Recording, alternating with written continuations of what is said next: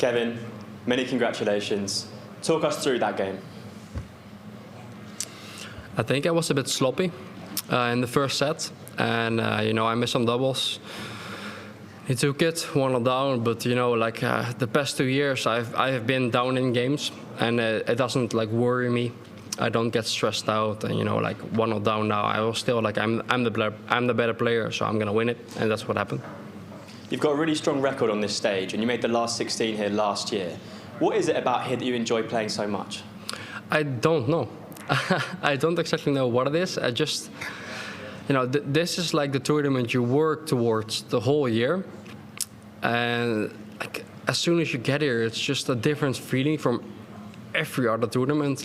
This is where you want to perform. This is where you're gonna perform. The focus here is a focus I don't have anywhere else. And you've got David Munyua in the next match. You must have seen a lot of headlines he made yesterday.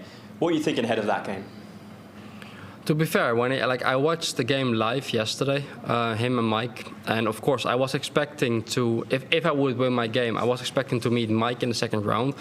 And when David won, it just gave me a bit of extra pressure on my shoulders because, of course, he's a good player, but Mike is the better player, and this is just a dream draw, this is the draw you want to have in the second round. Of course, he's a great player, but in my mind, I am the better player, and this is what you want. This is a game that you want to draw. This is what you want in the second game to go further in the tournament. Best of luck. Thank you. Kevin, congratulations. What do you think won you that match in the end? What do you think got you the win? This game? I think it was experience. He started to miss the important shots at the end, and I think that was purely because of experience. He hasn't played on that stage before. He doesn't know the pressure of the Worlds, the pressure of the prize money and everything, and I do. So I think he missed those darts in the end to go 2-2-all, and I hit it, and I think that's purely experience. You talked about the fact that you watched the game between David Munyua and Mike Dennant yesterday. Just wondering what you were thinking when you were watching it, when Mike was 2-0 up and David started coming back. To be fair, I never expected Mike to lose. But as soon as he did, I actually got a bit more nervous because my chances to go through to the second round, through the third round are bigger. And but I think I handled them pretty well today. I played a decent game today. Not my best, but not the worst either. I played all right today, and I think it's just going to get better from now on. We've seen a lot of the big underdogs win this tournament. Joe Comito, Nitin Kumar, and yesterday as well with David. Is that something that you think will be on your mind and an extra reason to focus? It was on my mind this morning and yesterday because those stuff happened in the first round.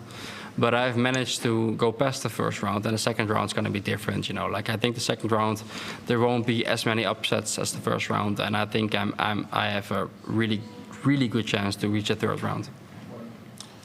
Hi Kevin, well done on that win. You described David Munyua as a dream draw, but I think Mike Dennant might have thought the same thing. So how do you make sure that you stay focused and you don't get complacent during the match? I'll just do my own thing.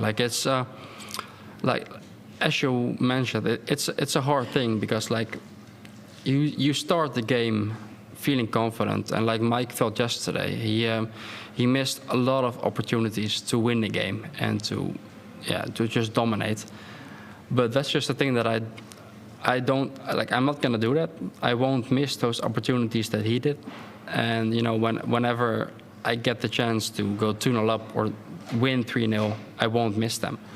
Because my confidence is really high, and I just don't believe I will miss them.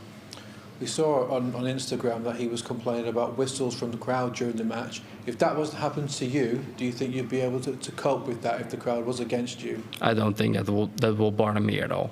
I don't that's a part of the game, and the only reason why they whistled towards Mike was because he was 2-0 up, and he gave David a chance to come back in it.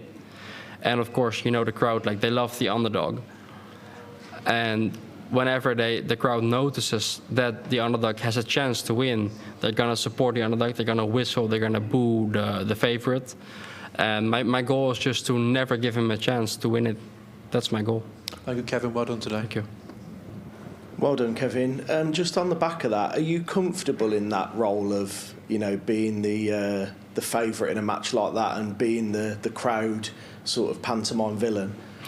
I think I am. Like, it has not happened often that I have been the favorite on this stage.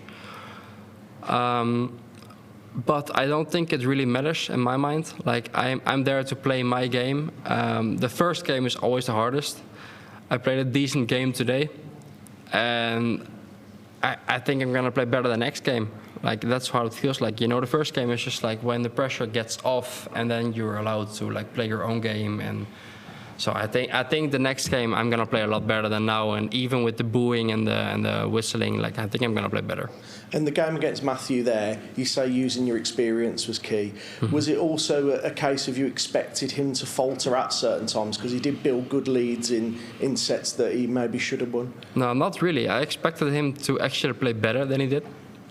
Like the first set, I expected him to play like that the whole game. He didn't. He started missing his chances, and I didn't expect that. And of course, that's in my favor. But you know, I like Matthew.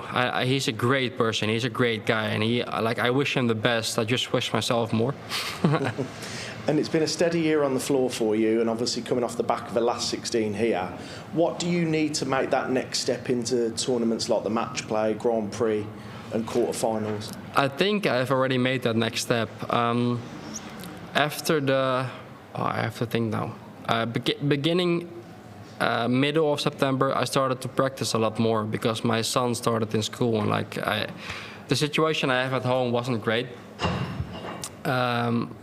But now I've been able to practice a lot more. So like in tough situations, I'm able to get out of it because of my confidence in practice, and that's something I have not really experienced before. And now, like, you know, I'm practicing a lot, I'm playing a lot, and just, you know, my confidence is very high right now. Thanks, Kevin. Thank you.